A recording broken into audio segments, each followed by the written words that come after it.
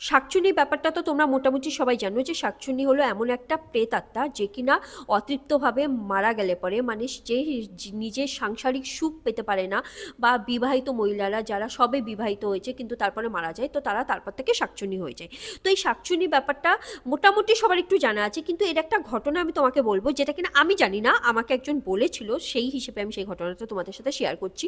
সেটা হলো একজন নিউলি ম্যারিড কাপল, সে তাদের গ্রামের বাড়ি যাচ্ছিল। তো এবার ট্রেনে করে যেতে একটা ব্যাপার সবসময় বলা হয় মেয়েদের, যে নতুন যারা বিবাহিত তারা কখনো যেন চুল না খুলে রাখে সন্ধ্যের পর, আমিষ জাতীয় কোনো জিনিস খেয়ে যাতে বাইরে না বেরোয়, ভালো মতো হাত মুখ না ধুয়ে, আর যাতে ট্রেন লাইন কখনো না, ট্রেন লাইনে যেটা পাত আছে সেটা যাতে কখনো ক্রস না করে। তো এই তিনটে জিনিস বারণ করা হয়, কিন্তু ও ট্রেন লাইন ওই রাস্তা দিয়ে ওরা দুজন ক্রস করে। এবার সেই রাতে তো ওদের সঙ্গে কিছু হয় না, কিন্তু পরের দিন থেকে মেয়েটা বলছে যে ওর মাথা ব্যথা নাকি শুরু হয়ে যায়, মাথা ব্যথা শুরু হচ্ছে। এবার আস্তে আস্তে ও বলছে যে আমার মনে হচ্ছে আমার ঘাড়ে কেউ বসে রয়েছে, আর ঘাড়ে প্রচণ্ড পরিমাণে ব্যথা, মানে মনে হচ্ছে একজন কেউ চেপে বসে থাকলে পরে যেভাবে হয় না, ঠিক সেইভাবে সে ব্যথা করছে। আর সে বলেই যাচ্ছে এটা, যে তার চুল ধরে কেউ ধরে রয়েছে, কেউ ওর ঘাড়ে বসে রয়েছে। এবার সবাই মনে করছে নতুন বউ পাগল নাকি, আবার অনেক কিছু অনেক রকমভাবে কথা হচ্ছে, কিন্তু কেউ ওর কথা অত বেশি পাত্তা দিচ্ছে না। বলছে হয়তো ওর বাড়িতে একবার জানাতে হবে, ওর বাড়িতে জানিয়েছে যে আপনারা পাগল মেয়েকে আমাদের সাথে দিয়ে দিয়েছে নাকি, মেয়ে এইসব কী সব বলছে।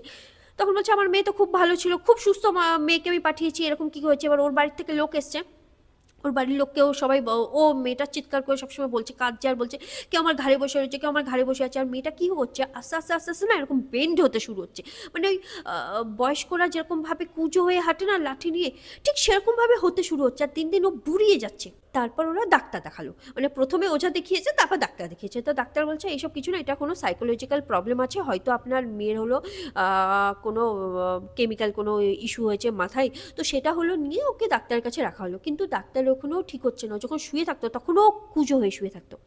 সেই ৬-৭ মাসে ওর না হোক ১০ বছর বয়স ওর বাড়িয়ে দিয়েছিল, এত পরিমাণে ও হলো মানে উইক হয়ে গেছে, এত পরিমাণে বুড়ো টাইপের হয়ে গেছে, এত পরিমাণে না ও কমজোর হয়ে গেছে।